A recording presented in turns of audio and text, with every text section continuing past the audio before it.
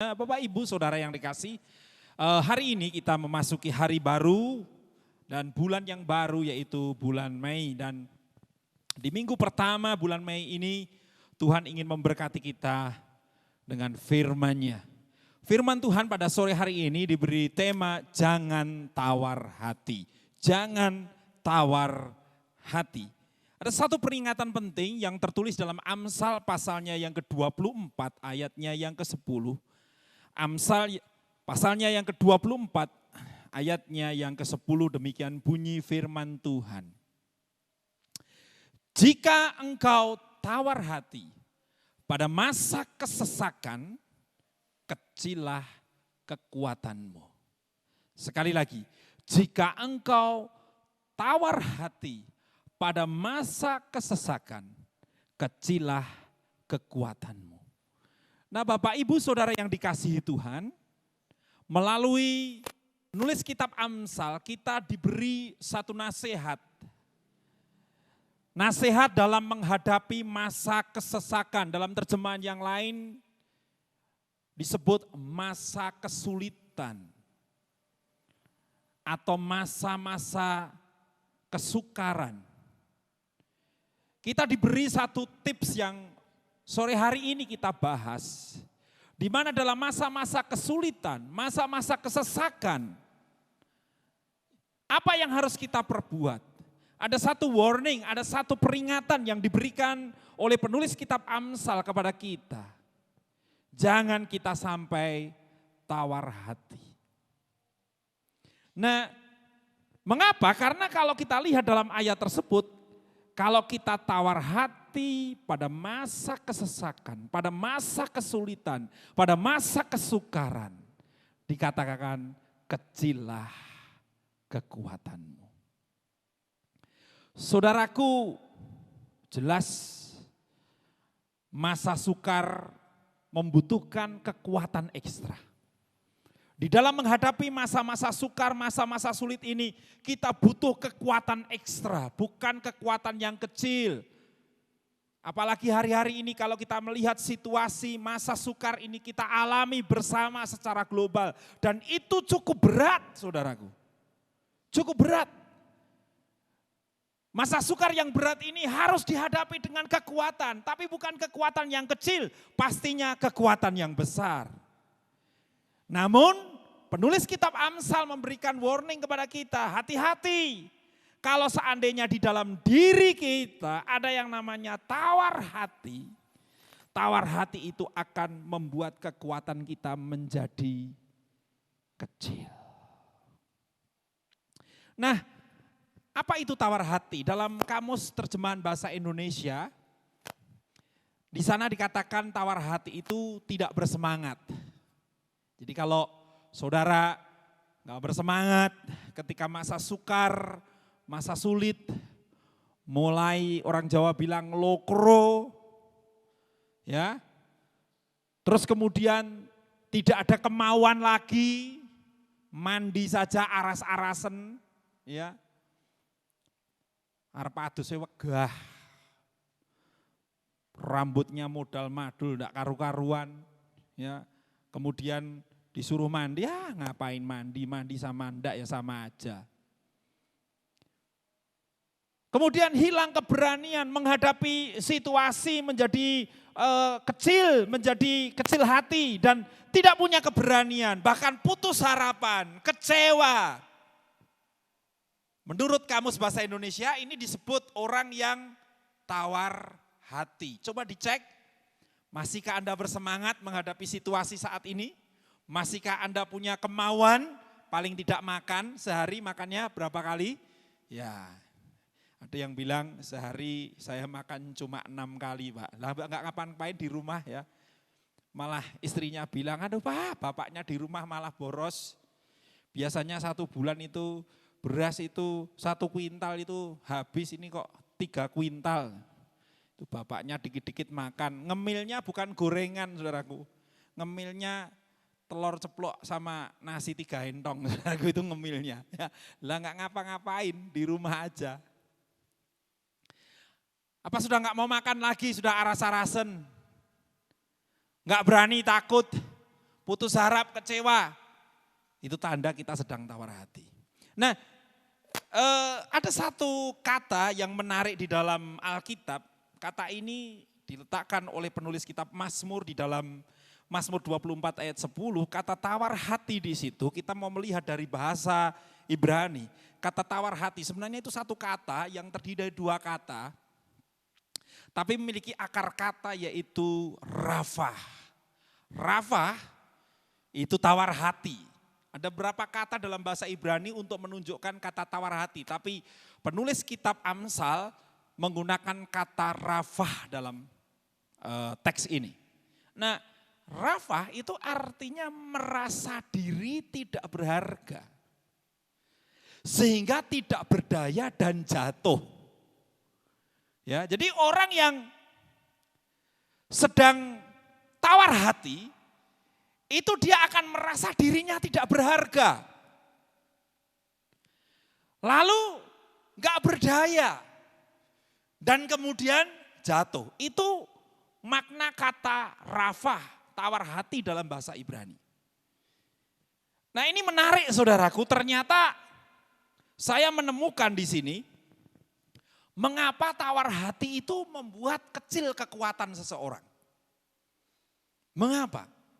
Nah dari kata ini saya menemukan ternyata ketika orang itu tawar hati, ada sesuatu yang sedang diserang di dalam dirinya. Ini gak main-main saudara. Nah apa yang sedang diserang dalam dirinya? Yang sedang diserang di dalam dirinya adalah gambar diri. Ini penting dicatat. Jadi kalau orang itu sedang tawar hati, ada sesuatu yang sedang dirusak oleh tawar hati itu. Apa itu? Gambar diri seseorang. Sehingga orang itu merasa tidak berharga. Kemudian mulai tidak berdaya. Dan cenderung jatuh. Di tengah masa sulit, masa sukar. Karena sudah down, kekuatannya semakin kecil. Ngadepin masalah sedikit aja sudah mutung kalau orang Jawa. Sudah kecewa, sudah putus harapan. Karena itu tadi sudah tidak memandang dirinya dengan cara yang benar lagi. Gambar dirinya rusak. Nah ini hati-hati saudaraku. Hati-hati. Waktu saya belajar firman Tuhan ini, saya menemukan, wah ini serius. Selama ini saya hanya belajar tentang bagaimana menangani tawar hati, bagaimana menyikapi tawar hati. Tapi saya ingin melihat dan membagikan kepada saudara, tawar hati itu bahaya saudara. Kalau sampai itu ada di dalam diri kita, maka itu akan merusak gambar diri. Apa gambar diri? Gambar diri adalah bagaimana Anda memandang diri Anda yang sebenarnya. Gambar diri kita ini akan menunjukkan siapa diri kita yang sebenarnya. Nah bersyukur kepada Tuhan. Setelah saya dan saudara percaya kepada Tuhan Yesus. Oleh karya penebusan Kristus, gambar diri kita sudah diubahkan oleh Tuhan. Kita yang dulunya orang berdosa. Orang yang memiliki gambar diri yang rusak. Manusia yang seharusnya dihukum. Dibinasakan oleh pengorbanan Yesus Kristus di atas kayu salib yang sore hari ini kita akan peringati bersama-sama melalui perjamuan kudus. Saya dan saudara diubah luar biasa. Dari manusia yang tidak berharga, manusia yang seharusnya dibinasakan, manusia berdosa, menjadi manusia yang penuh dengan pengharapan. Diubah menjadi manusia yang berharga karena dia disebut anak-anak Allah. Bahkan dia disebut ahli waris kerajaan surga. Itu luar biasa. Dari gambar diri yang minus, diangkat Tuhan menjadi plus, plus, plus, plus. Sehingga ketika kita melihat siapa diri kita sekarang ini di dalam Kristus, saudara tadi bisa memuji Tuhan, mengangkat tangan, meninggikan nama Tuhan. Itu semua karena gambar diri saudara sudah pulih di dalam Tuhan. Saya adalah anak-anak Allah. Yesus adalah Bapa saya di surga. Dan saya adalah ahli waris kerajaan surga. Kitab 1 Petrus mengatakan, bahkan kita memiliki hidup yang penuh dengan pengharapan. Dan pengharapan di dalam Kristus tidak mengecewakan. Itu khotbah pada bulan yang lalu, tema yang lalu. Pengharapan di dalam Kristus tidak mengecewakan. Tetapi saudaraku, gambar diri yang sudah dipulihkan di dalam Kristus ini harus kita jaga. Karena terbukti ketika manusia menghadapi kesulitan, kesukaran, masa-masa yang sulit. Kalau tidak hati-hati, ada tawar hati masuk di dalam dirinya. Dan tawar hati ini merusak suatu dimensi penting bagi orang percaya. Yaitu bagaimana dia memandang dirinya. Bagaimana dia melihat siapa dirinya. Saudaraku, Yesus Kristus menerima saudara apa adanya. Siapapun saudara. Entah ganteng, entah enggak ganteng, entah cantik enggak cantik. Entah badanmu gede atau kecil. Bobotmu 102 kilogram atau cuma 50 kilogram. Nggak peduli, Tuhan nggak mandang itu. Yang penting saudara sudah menjadi milik Kristus, itu yang terpenting. Tuhan memandang saudara apa adanya. Menerima saudara apa adanya. Standar yang sudah diletakkan dunia atas diri kita, nggak berlaku lagi di dalam Kristus. Yang penting saudara percaya kepada Dia. Saudara diselamatkan, saudara bernilai dan berharga. Sistem nilai kita di dalam Kristus sudah berubah. Saya berharga bukan atas apa yang saya miliki di bumi ini. Bukan ada sesuatu yang menempel di dalam diri saya, yang melekat di dalam diri saya. Bukan, tetapi saya berharga karena saya sudah diselamatkan di dalam Kristus. Namun hari-hari ini ketika kita menghadapi situasi sulit ini, mungkin ada di antara saudara yang dulunya adalah seorang kepala rumah tangga yang terbiasa menafkahi keluarga, menafkahi istri, anak. Mungkin di dalam keluargamu juga ada mertua. Saudara punya penghasilan yang lumayan cukup, bahkan mungkin berlimpah. Ketika pandemi datang, situasinya berubah 180 derajat. Saudara yang biasa nyuwun sewu, blonjo bojone, ngasih uang istrinya, sudah nggak bisa lagi ngasih uang. Saudara yang biasa ngasih uang jajan kepada anakmu, nggak bisa ngasih uang jajan karena situasinya seperti ini. Saudara yang punya usaha, dulu usahanya maju sehingga saudara bisa berkata,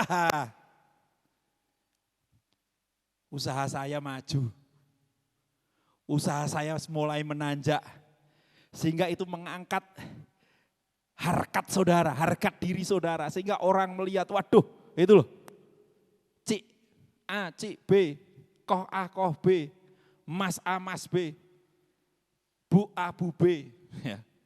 Usahanya luar biasa. Wah, waktu orang ngomong seperti itu, harkat kita naik, harga diri kita mulai naik. Di tengah usaha di tengah situasi seperti ini, usaha kita mulai terkena dampak jadi sepi.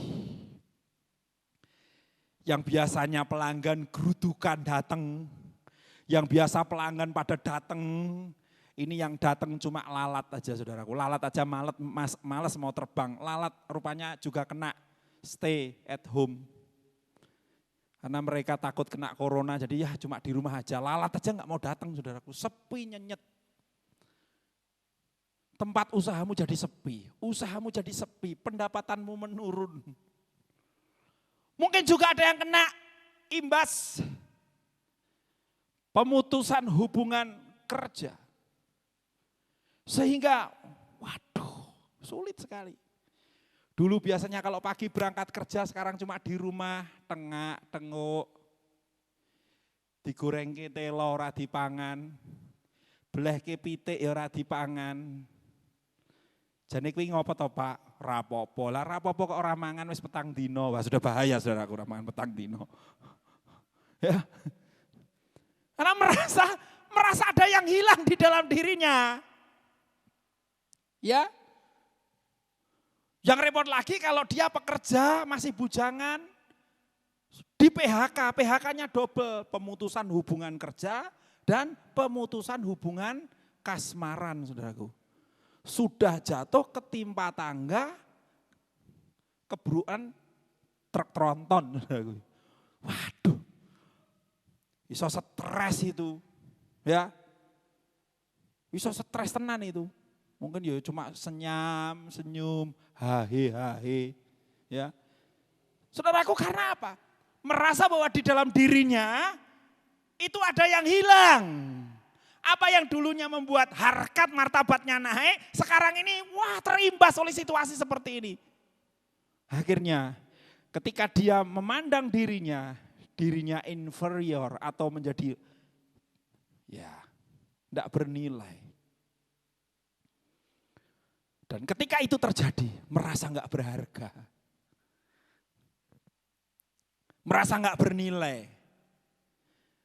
Dulu kalau ngomong sama bojone aja iso banter. Apa Bu? Butuh apa? Gampang sih Sok. Nek gur butuh 1.000 2.000 sesuk gampang Bu. Ini enggak punya pekerjaan, mau ngomong sama Bu E wedi arep njaluk tulung Bu E. Kon goreng kendok saudaraku. Itu yang ngomongnya alon-alon, Bu, tulung. Itu aja kalau ibunya suaranya juga pelan. Lah ibunya ya mumet enggak ada pemasukan, bianter. Mumet Pak, waduh langsung redek saudaraku. Iso-iso langsung stroke di tempat saudaraku. Karena merasa ada sesuatu yang hilang di dalam dirinya. Nah ini bahaya sekali kalau saudara tawar hati. Akan ada gambar diri yang rusak di dalam diri kita dan itu berbahaya. Nah itu pernah dialami oleh tokoh Alkitab, namanya Gideon. Nah Gideon ini adalah salah satu hakim yang tertulis di dalam kitab Hakim-Hakim. Nah Gideon ini sebenarnya adalah orang yang hebat sebenarnya. Tetapi karena Gideon ini mengalami tawar hati, memang di dalam teks itu tidak ada kata tawar hati memang. Tetapi kalau kita lihat ceritanya, saudara akan menemukan di situ. Situasi tawar hati itu terjadi pada diri Gideon, bahkan secara nasional, bangsa Israel. Nah kita membaca Alkitab kita dalam Hakim-Hakim pasal 6 ayat 14 sampai 15, demikian bunyi firman Tuhan. Lalu berpalinglah Tuhan kepadanya dan berfirman, pergilah dengan kekuatanmu ini. Nah ini saudaraku ya, malaikat Tuhan saja masih melihat Gideon itu punya kekuatan. Pergilah dengan kekuatanmu ini dan selamatkan orang Israel dari cengkraman orang Median. Bukankah aku mengutus engkau? Coba baik, kita lihat jawabannya si Gideon. Gideon bilangnya seperti ini, tetapi jawabnya kepadanya. Ini jawaban Gideon kepada Allah.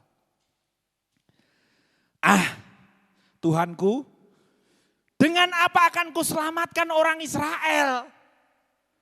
Jawabannya sebenarnya sudah jelas ya saudaraku, dengan apa?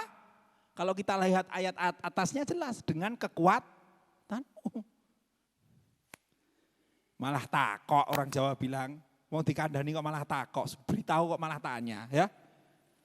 Ketahuilah, dia ngomong, kaumku adalah yang paling kecil. Wah, saudara mulai melihat kepada dirinya. Kaumku adalah yang paling kecil. Di antara suku Manasye, di antara suku Manasye ini, kaumku, keluargaku itu paling kecil. Dan aku pun seorang yang paling muda. Saudaraku ya, wes keluargaku paling cilik, aku paling enom. Aku paling muda di antara kaum keluargaku.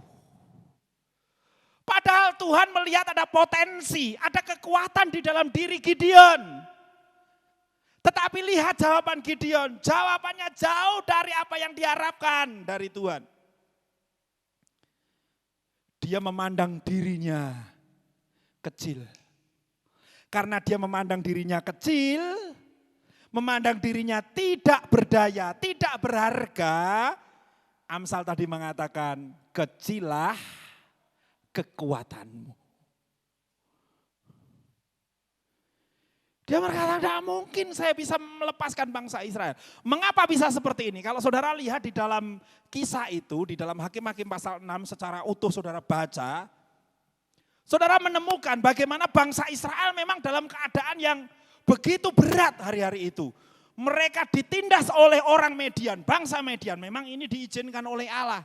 Allah melepaskan bangsa Median untuk menindas bangsa Israel yang jahat di mata Tuhan waktu itu. Akibatnya, bangsa Israel mengalami keadaan yang sangat berat. Mereka takut kepada bangsa Median. Sampai mereka bersembunyi di celah-celah gua di pegunungan, di batu-batu yang besar. Delik di sana atau bersembunyi di balik batu yang besar, di dalam gua-gua. Setiap kali mendengar orang Median mereka tersebar ke pegunungan.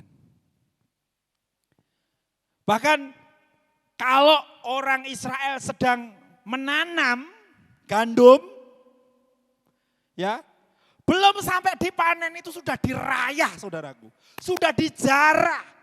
Sudah diambil oleh bangsa Median dan bangsa-bangsa yang lain. Sehingga mereka dalam keadaan yang sangat tertindas, melarat. Gak bisa bikin apa-apa saudaraku. Sudah ketakutan, tertindas, melarat lagi. Nah rupanya situasi ini membuat bangsa Israel, khususnya Gideon, merasa dirinya kecil. Terbukti apa?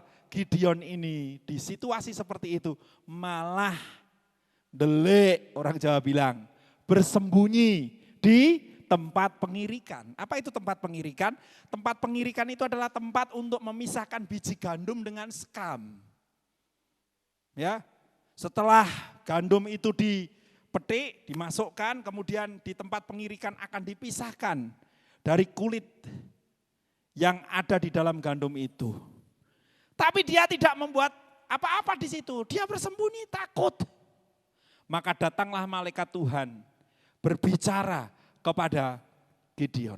Supaya Gideon melepaskan bangsa Israel dari bangsa Median. Kalau saudara membaca ayat sebelumnya, saudara menemukan ada kata-kata yang bagus sekali. Majulah engkau, ya, pahlawan yang gagah berani. Tuhan melihat Gideon sebagai pahlawan. Kemudian di ayat selanjutnya, pergilah dengan kekuatanmu. Tapi Gideon karena tawar hati, dia melihat dirinya bukan pahlawan, tapi pecundang. Dia melihat kaumnya kaum yang kecil, kekuatannya enggak ada apa-apa dibandingkan bangsa Median. Tapi Tuhan melihat Gideon sebagai pahlawan yang gagah perkasa. Nah saudaraku, dari kisah ini kita bisa melihat tawar hati itu bahaya sekali.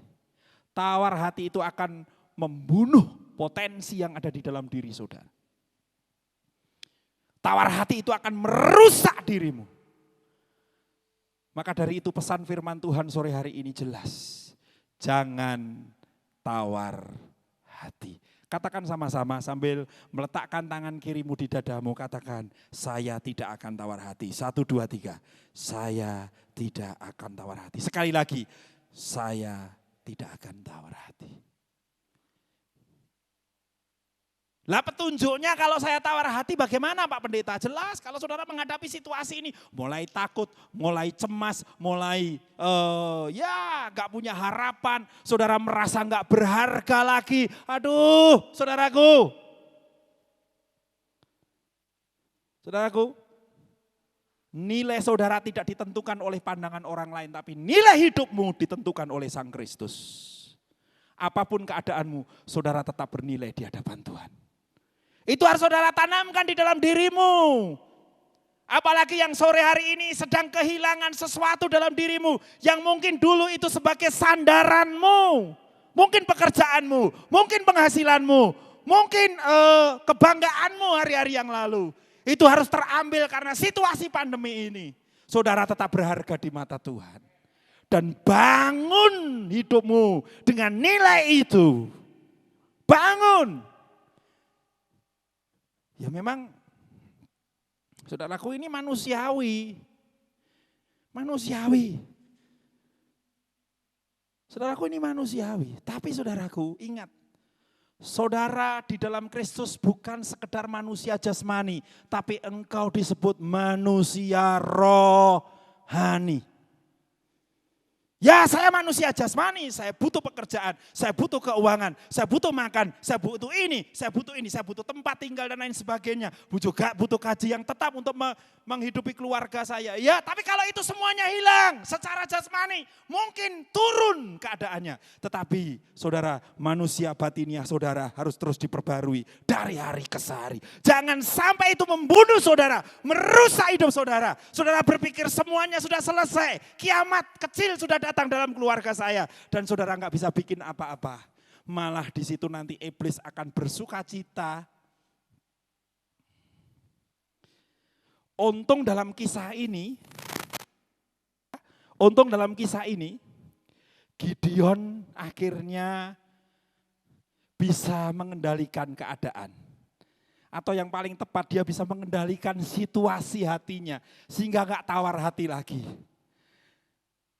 Nanti saudara baca, setelah pemberitaan firman ini coba pelajari. Hakim-Hakim pasal 6. Ke belakang terus bagaimana kisah Gideon. Akhirnya Gideon ini seorang yang dipakai oleh Tuhan dengan luar biasa. Di pasal yang ke-7 kalau tidak salah, waktu Gideon mau menyerang. Kemudian Tuhan membawa Gideon bersama dengan bujangnya untuk turun menyelinap. Di mana? Perkemahan bangsa Midian. Waktu itu Gideon mendengar perkataan dari para pasukan yang sedang berbicara. Ada seorang pasukan yang ngomong seperti ini, tadi malam aku mimpi. Apa yang diimpikan? Aku mimpi ada sekeping roti jelai. Nanti saudara baca ayatnya. Ada sekeping roti jelai. Menggelinding ke perkemahan kita dan itu membuat hancur perkemahan kita. Lalu saudaraku, pasukan di situ langsung berteriak, oh sekeping roti jelai itu adalah Gideon. Gideon kaget, wah ternyata Tuhan sudah berbicara kepada mereka. Dan akhirnya mereka bertempur dan dimenangkan pertempuran itu. Gideon itu memang sekeping roti jelai. Saudara tahu roti jelai? Roti jelai itu roti yang biasa diberikan kepada masyarakat kelas bawah. Jelai itu campuran untuk makan memang, tapi jelai itu biasanya diberikan kepada hewan. Tapi karena kondisi miskin biasanya ditambahkan. Sekeping roti jelai, tapi sekeping roti jelai kalau mau ada di dalam tangan Tuhan nilainya luar biasa. Dunia melihat saudara mungkin sekeping roti jelai dalam masa-masa pandemi ini. Tetapi ada Kristus di dalam diri kita. Dia terlebih besar dari segalanya. Amin. Ada lagu yang cukup lama itu. Yang setiap pagi kalau saya doa pagi saya nyanyi lagu itu. Kalau saya sedang sendirian menyembah Tuhan saya berkata seperti ini. Dia terlebih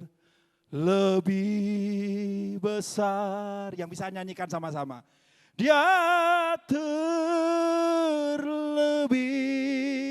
besar. Di mana saudara? Di dalamku, di dalamku. Yesus terlebih besar, katakan. Yesus terlebih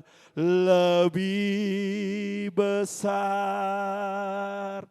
Yesus terlebih besar. Di dalamku, katakan, selama-lamanya. Berikan tepuk tangan yang meriah bagi Tuhan Yesus. Yesus yang ada di dalam diri kita terlebih besar dari apapun juga. Itu seharusnya yang membuat bangkit hari-hari ini. Jangan tawar hati. Kalau saudara tawar hati, saudara akan memandang dirimu kecil. Maka saudara enggak punya kekuatan. Saudara lemah dan gampang jatuh. Tapi kalau saudara memandang Kristus di dalam dirimu. Saudara melihat nilai yang Tuhan sudah taruh melalui darahnya yang kudus. Saudara adalah anak-anaknya. saudara akan bangkit melihat situasi ini. Bahkan bagi Tuhan tidak ada yang mustahil. Saudara bisa ubahkan situasi kita. Karena firman Tuhan di awal tahun berkata tahun percepatan. Mungkin sudah mulai, saudara berpikir jadi percepatan untuk apa sebenarnya. Tapi saya percaya kalau saudara memandangnya bukan dengan tawar hati, percepatan akan datang dalam situasi ini. Sehingga keadaan ini bisa diubah 180 derajat oleh Tuhan. Saudara enggak perlu takut. Saudaraku, mengerikan sekali. Ada seorang aktor namanya Robin Williams. Saudara pasti tahu ya? Robin Williams ini adalah aktor Hollywood. Saya suka sekali film-film yang diperankan oleh Robin Williams. Mungkin saudara enggak suka enggak begitu cinta dengan film, bukan pecinta film. Saya suka sekali nonton. Robin Williams ini dalam setiap adegannya itu selalu menampilkan karakter yang luar biasa. Dan dia sering main kebanyakan film komedi. Sehingga bikin orang itu bisa tertawa. Hidupnya mapan, terkenal, salah satu aktor Hollywood yang sangat disegani. Kalau masalah penghasilan sudah enggak perlu ngomong saudaraku. Kaya raya. Tapi berapa tahun yang lalu, mungkin baru 2-3 tahun yang lalu saya lupa. Dunia digemparkan. Seorang tokoh yang terkenal semangat, terkenal ceria, terkenal di film-film, aktor yang sangat luar biasa karakternya, bisa memberikan gambaran karakter yang bisa menghibur orang. Mati, bunuh diri. Mengapa? Ternyata ditemukan. Ternyata Robin Williams hidupnya yang serba glamor, serba happy. Di balik itu Robin Williams ini sedang diancam ketakutan. Ketakutan akan apa? Di usianya yang sudah semakin tua, dia didiagnosa satu penyakit. Penyakit Parkinson kalau tidak salah.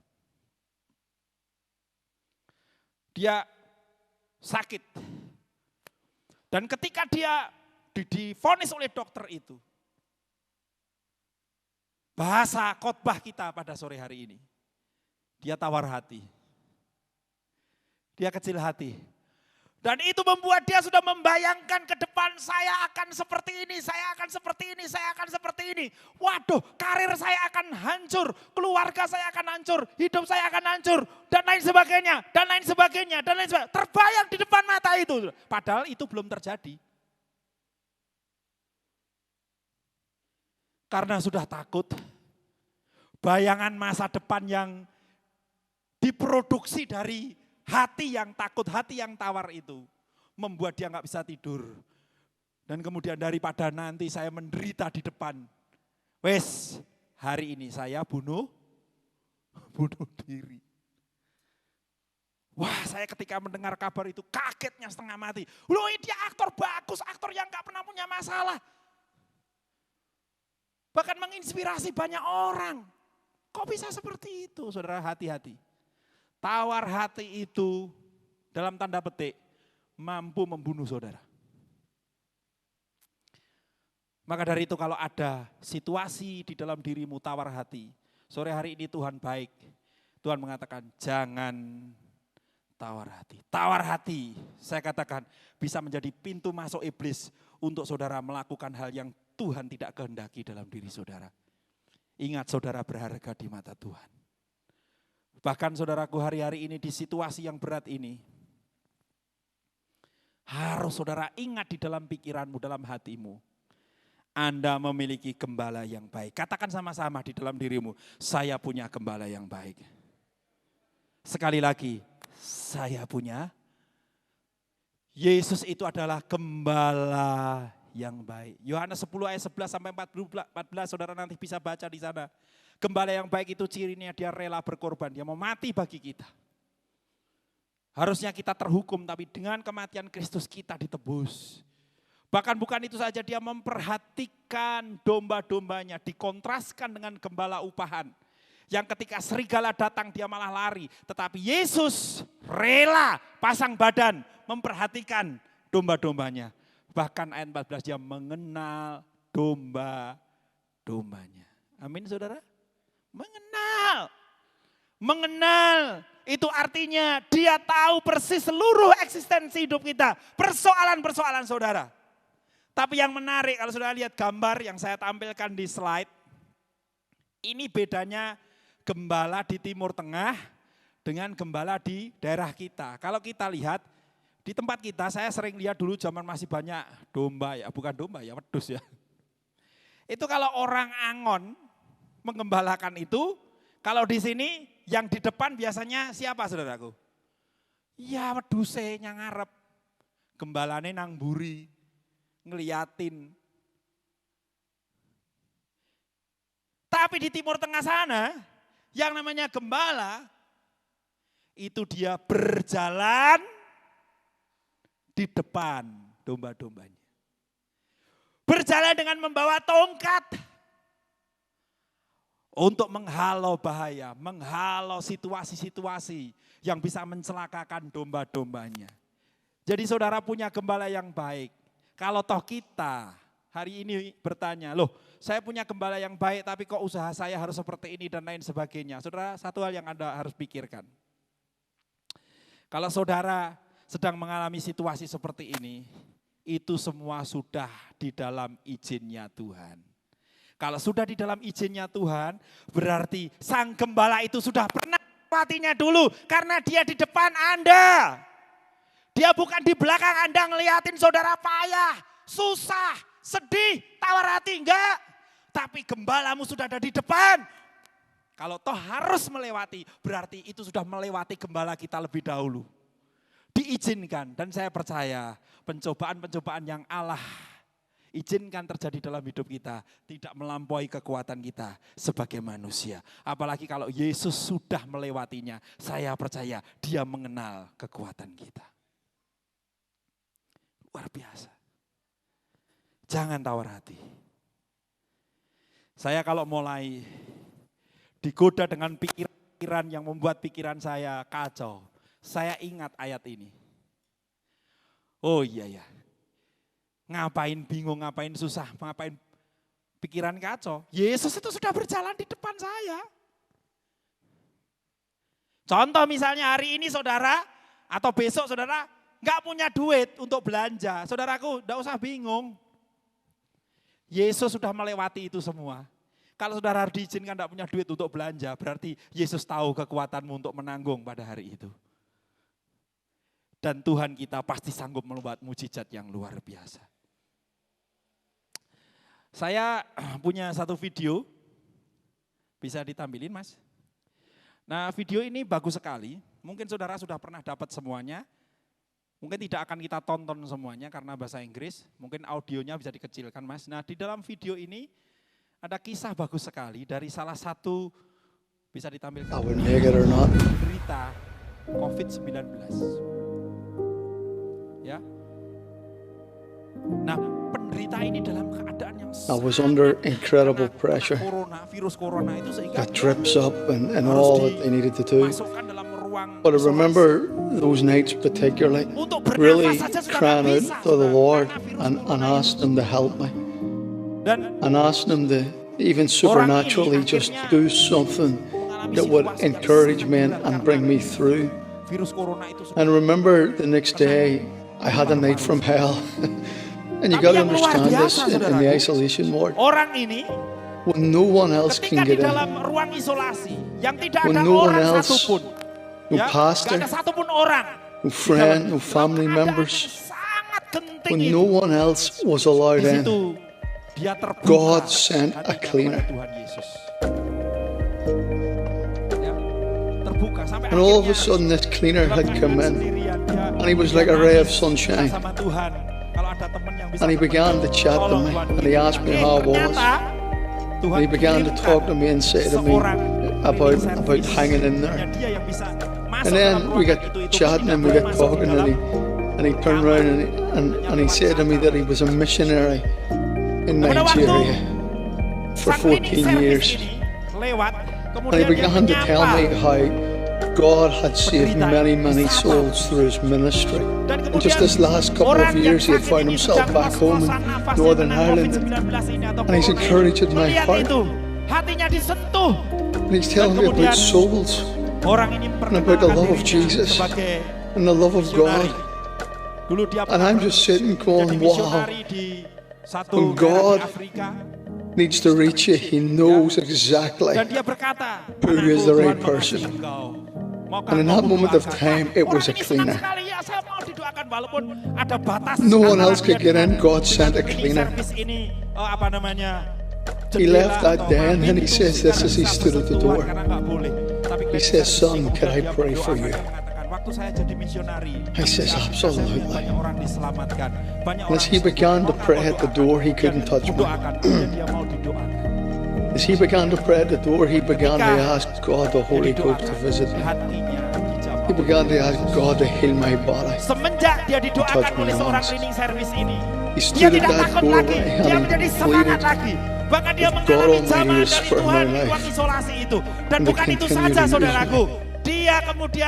And then he left. And what was incredible was that after he left, he periodically would walk past my window and give me a thumbs up.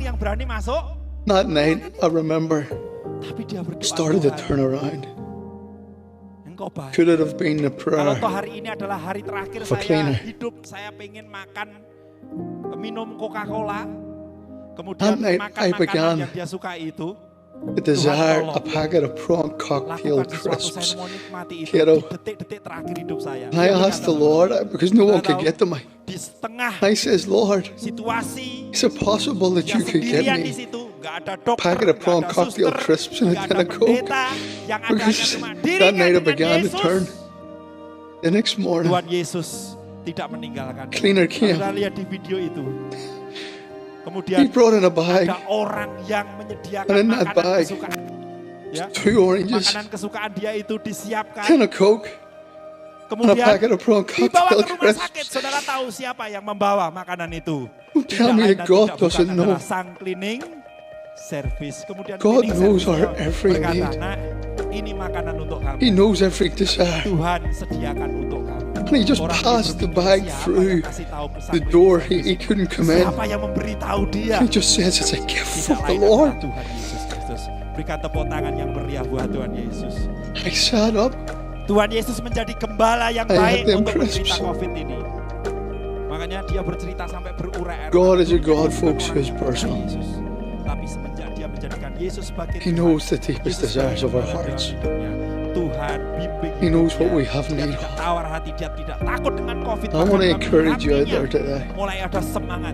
Tuhan God knows what you have need of. Dan hari ini orang ini bisa sembuh. He knows your heart's desire. Melalui YouTube dan saya. He is an incredible Savior. Never underestimate what God can do with you. Saudara tidak perlu like you to that cleaner. You know who you are. If you ever see this, yang setuju katakan amin. Thank you Kesimpulan for hearing the Tuhan voice of God. Pada sore hari ini, jika Anda tawar hati, ingat, di tengah-tengah kesesakan kalau Anda tawar hati, maka kekuatan Anda akan merosot, akan kecil. Tawar hati bisa menghancurkan gambar diri Anda.